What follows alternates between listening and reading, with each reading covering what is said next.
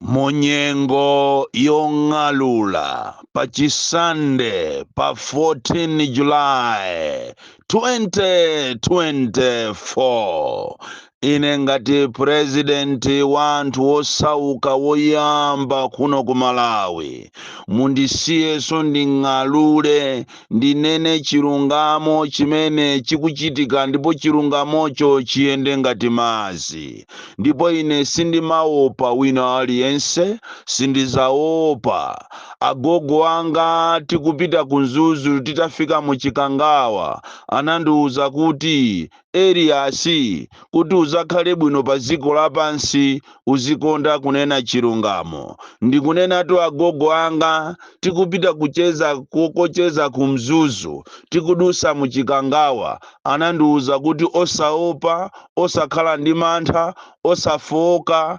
osanjenjemera osaphethira makamaka muziko la demokrasi ndipo ine ndizang'alula ndipo nding'alula pakana wina aziwombera eka chifukwa kumene kukupita kuti wina wache aziwombera ngati sasamala ndiye uthenga wanga walero ukupita kwa iwe wa MCP amene ukuziona ngati ndiwe wamuyaya ukupita kwa iwe wa MCP amene ukuona ngati ziko lindira amako kapena ndirambu yako likupita kwa iwe wa MCP amene ukuona ngati ndiwe minister oyamba muno Malawi kuyiwala kuti kunali ma minister ambuyo ikupita kwa iwe wa MCP member supporter amene ukuona ngati zanu zonse zili bwino ndipo Amalawi akukondwa uthenga wanga ukupita kwa iwe wa MCP amene si ukuona kuti Amalawi akuzunzika muno Malawi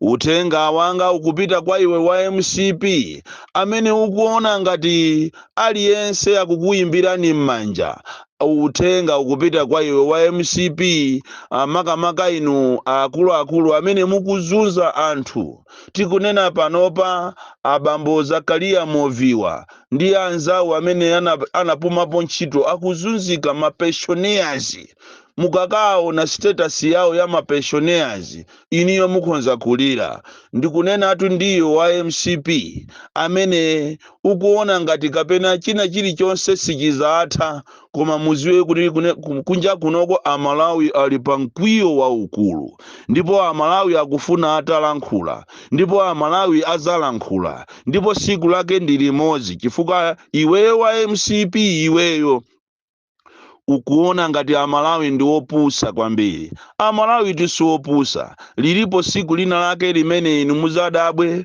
muzakhale very shocked Amalawi akulankhula ndikulankhula ndiwe wa MCP amene ukutuma ma activist opusa ma activist mame activist ndiye kuti azilankhula zambirimbiri za mgwirizano wa iweyo ndi UTM tuyatuluka mu MCP mwina simukuziwa ndipo palibe amene akuachita control kapena akuachita oni a UTM ndi chipani chawo paokha ndipo atuluka mu mgwirizano andilero iweyo wa MCP uzipase ulemu limodzi ni ma activist yako muzipase ulemu ndipo UTM asaoneke anthu ofunika lero mutawazuza nthawi yonseyi kodi nthawi yonseyi a UTM amazunzika munali kuti mumawanyoza simachita recognize m'misonkhano a UTM amati akabwera m'misonkhano mwanu amakhala ngati agalu a UTM amakhala ngati azatenge a UTM amakhala ngati akuzikakamiza kuti ali mugwirizano chikhalireni chokupanda UTM yo ndi malemu Saulos Chilima afisi iniyo simukanalowa mboma anthu iniyo simukana ulawa upresident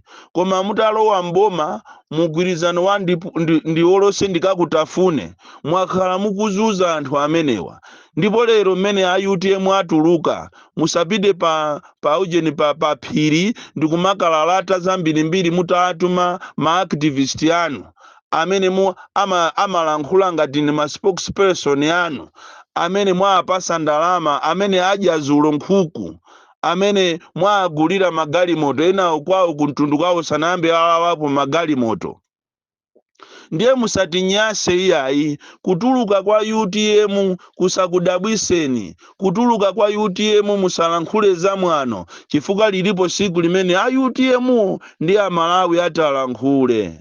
Nangofuna ndikupaseni warning inuyo a MCP kunena kuti musatinyase, inuyo tazingopitirizani kuba ndalama zimene mukubazo, chifukwa tundiye maminista amu MCP mukuba makobiri kopya. Kampeni yanu imene mukufuna kuphwanya naye, chifukwa amalawi ambiri simukuziwa ngati kuli mavuto amavuto, ngati kuli chipani chimene anthu ati aphane ndiye ndi cha MCP. Pakali pano tikunena panopo aliyense amene akupanga nawo kampeni ya ku convention kuti akatenge maudindo ndiye anthu akuba ndalama kopya. Kupereka ndalama kwa madelegesi ndikumadabwa kuti kodi imeneyi ndi budget ya ziko atiko mandalama za kampeni. Ndipo amalawi ndikufuna ndikuuzeni musanyengedwe, ziko ili silili bwino. Anthu awawa ndofunika aole matewera awo azipita kwa amawo, awa osazawapasaso chance chokuti alamulire ziko lino, chifukwa ndiye kulikuba ndipo tikunena pano ndalama zina zapezeka ku Zambia ndi anthu okuti ndi akunja.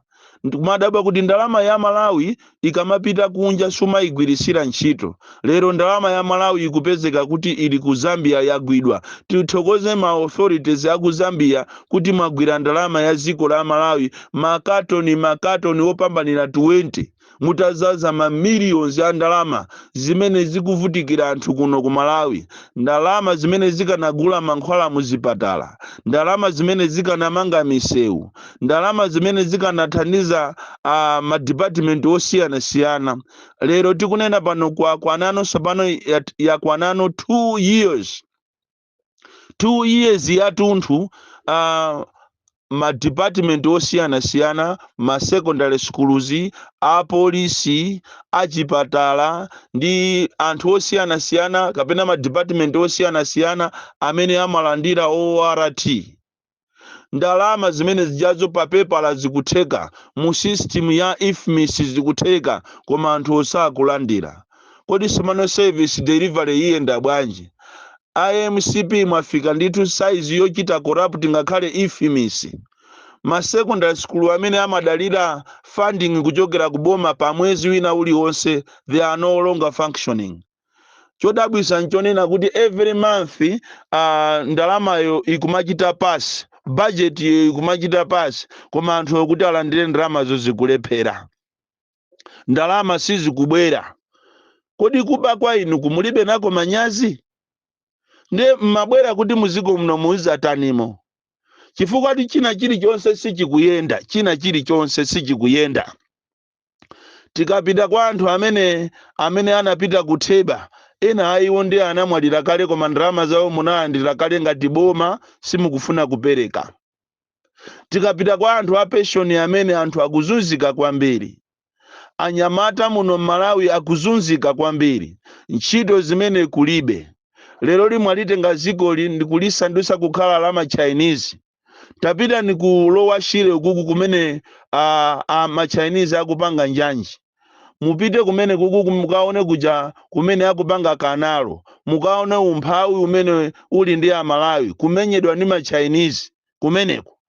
Kumeneko kuli anthu amene akugwira ntchito azibale awo ama ministers amene ali ndi ma fake ma licenses. Mukupanga ma license ku Chikwawa, mukupanga ma license ku Lunzu, mukupanga ma license ku Lilongwe.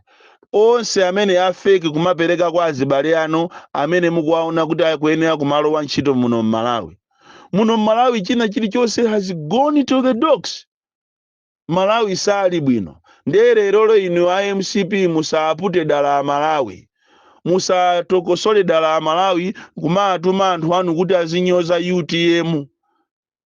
Ndipo tinene panopa muopa Mulungu kunena kuti kupanda UTM inuyo simukanalowa mboma.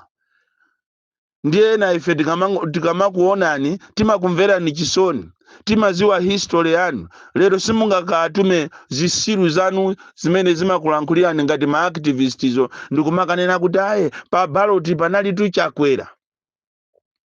ndipo pa ballot panalibepo Chilima. Are you really serious?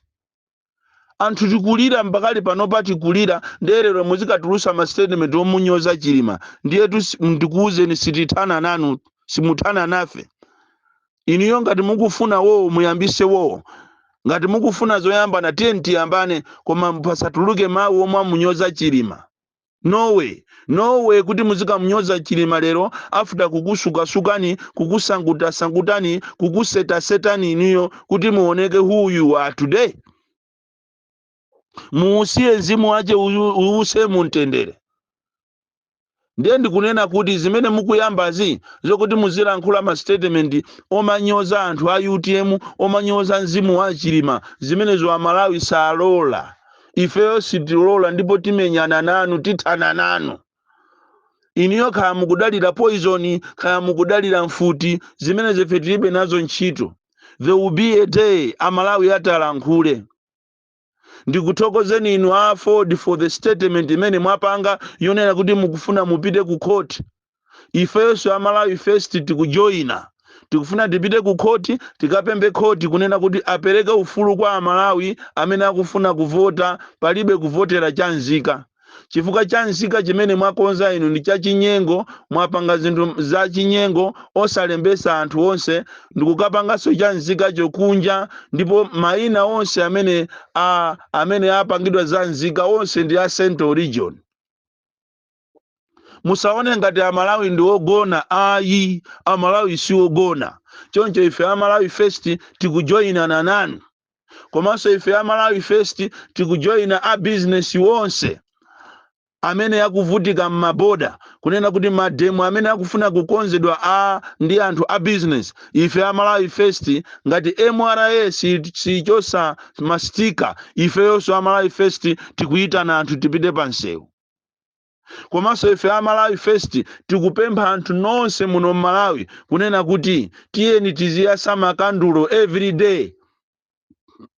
Tithokoze atupere Muluzi amene apezeka ku candle light ya ku Ndilande Zulo. That's a way to go, my brother, my president.